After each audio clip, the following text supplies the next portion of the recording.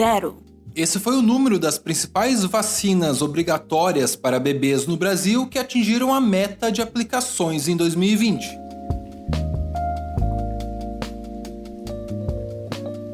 É isso mesmo. Nenhum dos 9 principais imunizantes infantis alcançou a cobertura de mais de 90% ou 95% do público-alvo, que é o que os especialistas consideram necessário para evitar novos surtos de doenças que são nossas antigas conhecidas. Apenas uma única vacina, a pneumocócica, contra a pneumonia, teve adesão superior a 80%. A queda mais brusca foi a da que protege contra a hepatite B, inoculada em apenas 63% dos recém-nascidos. Os dados são do PNI, o Programa Nacional de Imunizações, e foram tabulados pela agência de dados Fiquem Sabendo. Apesar de a vacinação infantil ser obrigatória no Brasil de acordo com o Estatuto da Criança e do Adolescente, não é de hoje que as metas derrapam. Na média, a taxa de cobertura vem caindo desde 2015, com um leve repique em 2018 e um verdadeiro mergulho em 2020. O que traz o risco de que doenças já erradicadas no país voltem a circular.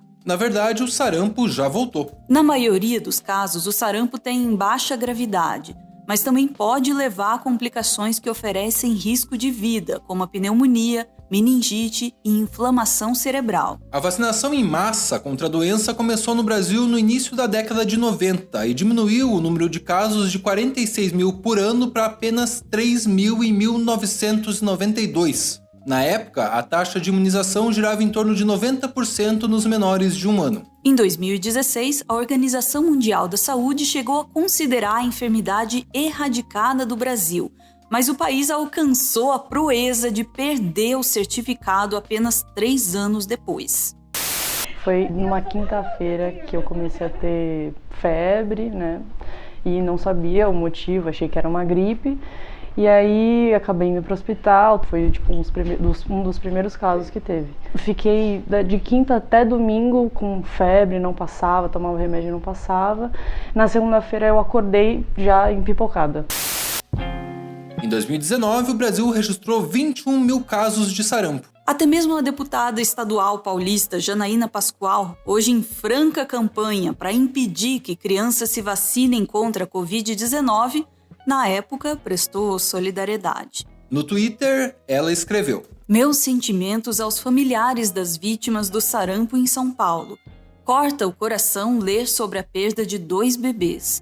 Para que todos estejam seguros, vamos procurar os postos de saúde e vacinar. Pegando emprestado o lema da deputada Carla Morando, quem ama, vacina. No ano seguinte, foram 8.500 casos de sarampo em praticamente todos os estados. O mais afetado foi o Pará, que computou 5 das 7 mortes. Do total de óbitos, 6 foram de crianças com menos de 1 ano e meio de idade. O último foi de um homem de 34 anos. Nenhuma das vítimas tinha histórico de vacinação. O ressurgimento da doença é consequência direta da queda nas aplicações da tríplice viral, a vacina que protege contra sarampo, rubéola e cachumba. O sarampo é extremamente contagioso e cada pessoa infectada tem o potencial de transmitir o vírus para outras 18, no caso de encontrar uma população não imunizada. O último ano em que a cobertura da tríplice viral ficou acima da meta de 95% foi em 2016. Em 2020, despencou para menos de 80%. A acentuada queda pode ser em parte explicada pela pandemia, que teria deixado a população temerosa de ir às unidades de saúde, mas não totalmente, já que, como a gente viu, os números da imunização infantil vêm caindo há mais tempo. De 2018 para 2019, por exemplo, quando ainda ninguém sequer desconfiava da pandemia de coronavírus, a cobertura da BCG, que protege as crianças contra a tuberculose, diminuiu 13 pontos percentuais. De acordo com o documento Panorama da Cobertura Vacinal no Brasil, publicado pelo Instituto de Estudos para Políticas de Saúde, as vacinas podem estar sendo vítimas do seu próprio sucesso. é que como elas controlaram ou mesmo erradicaram doenças, muitos pais jovens nunca viram casos severos de determinadas enfermidades e automaticamente pensam que os filhos não precisam mais ser protegidos. O problema é que para que essas mazelas sigam sob controle, a vacinação precisa ser contínua. Em entrevista para o UOL, a diretora do Comitê de Imunização da Sociedade Brasileira de Infectologia, Rosana Richtmann, citou o caso da difteria. Ela disse: E a difteria é uma doença que muitos pediatras nunca viram, porque graças à nossa vacinação foi eliminada. Mas se voltar, vai pegar o próprio profissional desprevenido. Ela pode causar obstrução da via aérea pela garganta e tem um potencial de morte de 20%. Rosana também falou sobre a desinformação geral. Sem dúvida, a desinformação é a principal causa da queda da cobertura vacinal. As pessoas, incluindo aí vários profissionais de saúde, desconhecem os calendários vacinais para adolescentes, gestantes, adultos, idosos e imunodeprimidos. Some-se a isso o desserviço prestado pelas fake news e eis o resultado desastroso que estamos vendo. Eu tenho 2 filhos, um de 9 e um de 6. A gente optou por não vacinar, levando em consideração as nossas crenças e as nossas vivências pessoais, e apoiados pelo pediatra. Eu mesmo recebi as vacinas da infância, né? E aí foi uma construção que foi feita com o pediatra. Consultei livros sobre as doenças, o pediatra alertou para os riscos de vacinar, o que implicaria vacinar ou não vacinar. Faltou dizer que não vacinar pode implicar, entre tantas outras coisas, em sequelas que a criança carregará por toda a vida, como as causadas pela poliomielite, também conhecida como paralisia infantil. A cobertura da poliomielite é outra que tem caído acentuadamente no Brasil. Em 6 anos, saiu de quase 100% para menos de 76%. Nas regiões Norte e Nordeste foi ainda pior, 65% e 72%, respectivamente. Nosso último caso de pólio ocorreu em 1989, na Paraíba. O vírus, no entanto, ainda circula no mundo e a doença é endêmica em países como Nigéria, Paquistão e Afeganistão, que recentemente teve uma grande fuga populacional quando o grupo extremista Talibã tomou o poder. Se o Norte e o Nordeste tiveram em 2020 a pior taxa de adesão contra a pólio, no caso da vacina da hepatite B, que deve ser aplicada até os 30 dias de vida, esse troféu às avessas ficou com a região Sudeste. Juntos, os estados de São Paulo, Rio de Janeiro, Espírito Santo e Minas Gerais não alcançaram nem 57% do seu público-alvo. O Sudeste também tem o menor índice quando se alinham os dados da vacina BCG. Em 2007 e 2008, a médica sanitarista Rita Barradas Barata, da Faculdade de Ciências Médicas da Santa Casa de São Paulo, realizou um inquérito sobre a cobertura vacinal nas cidades brasileiras. Ela analisou a carteira de vacinação de 17.295 crianças com até 1 ano e meio de idade, em 26 capitais e no Distrito Federal, e constatou que 1 a cada 5 não tinha recebido todas as vacinas que deveria. Em 8 capitais, entre elas São Paulo, Rio de Janeiro e Belo Horizonte, justamente as mais populosas, a proporção de crianças não imunizadas era significativamente maior na parcela mais rica da população.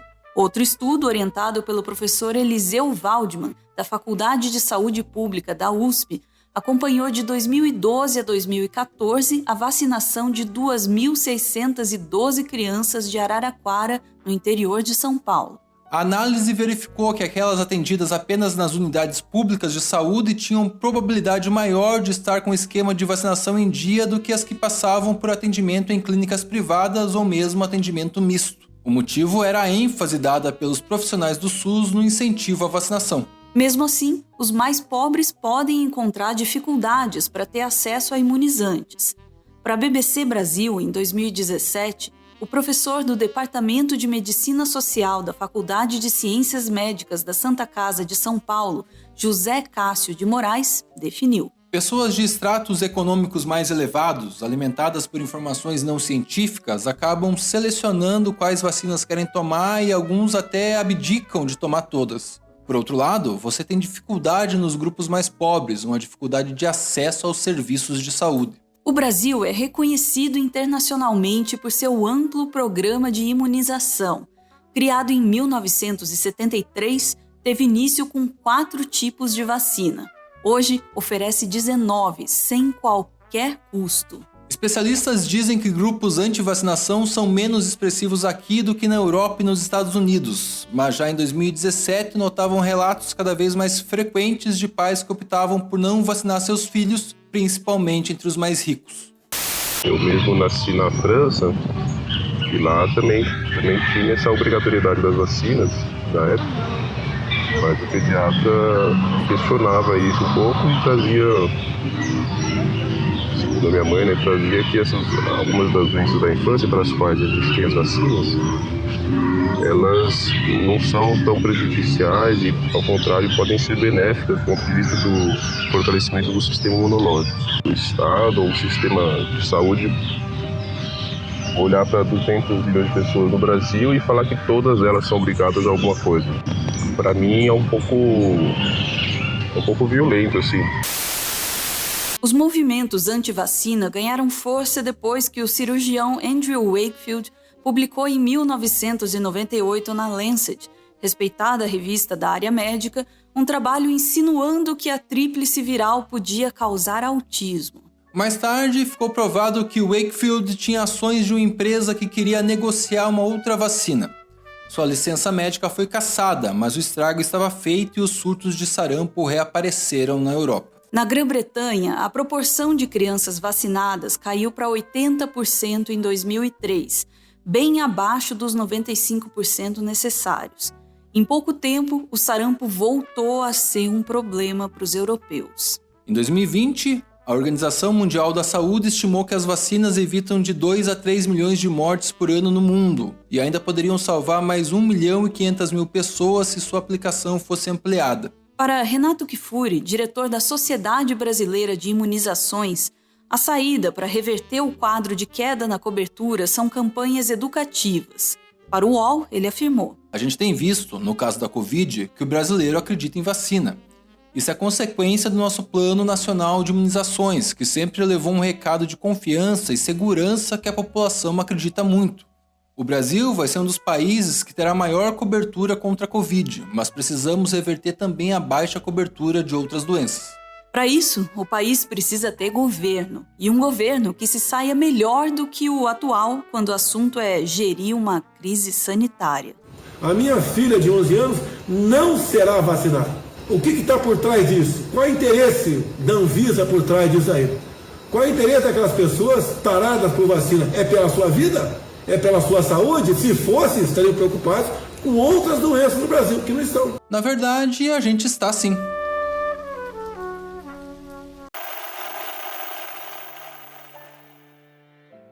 O Meteoro é mantido graças a uma campanha de financiamento coletivo. Quem participa aparece aqui no finalzinho para receber o nosso agradecimento.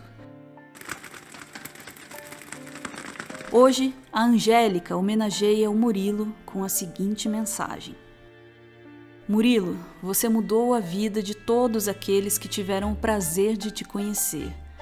Seremos eternamente gratos pela sua existência. Obrigada por ter sido o amor da minha vida e ter me deixado ser o da sua. Do micélio viemos, ao micélio voltaremos. Espero um dia te reencontrar. Te amo eternamente. Força, Angélica. Obrigada, gente. Beijo.